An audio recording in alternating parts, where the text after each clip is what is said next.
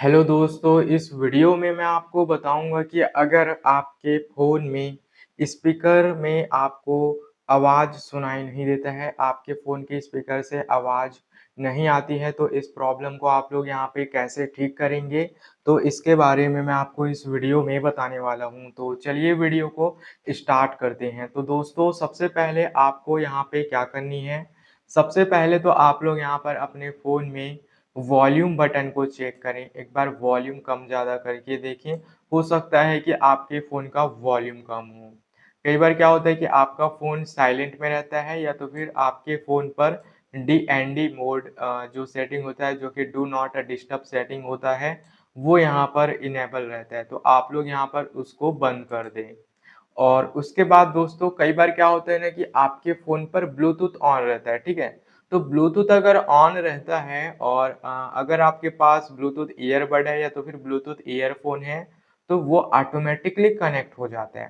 तो एक बार ये चेक कर लें दोस्तों, ठीक है? काफ़ी सारे लोगों को इसी में दिक्कत आती है। लोग जो है ब्लूटूथ को ऑन कर देते हैं और आपके फ़ोन पर जो ईयरफ़ोन होती है, वो कनेक्ट हो जाता है फ़ोन से, ठीक है? तो ब्लूटूथ को जब आप यूज़ नहीं कर रहे हैं, ईयरबड वगैरह, तो आप लोग यहाँ पर ब्लूटूथ को बंद कर दें, ठीक है?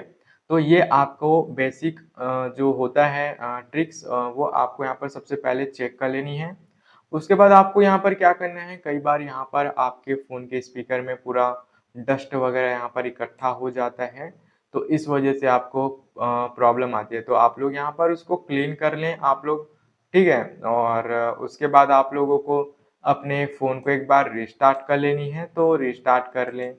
और उसके बाद दोस्तों यहाँ पर आपको क्या करना है, यहाँ पर आप लोगों को अपने फ़ोन में ये जो सेटिंग ऐप दिख रहा है, आप लोग उस एप्लीकेशन को लॉन्ग प्रेस करें और इस तरीके से यहाँ पर क्लिक करें।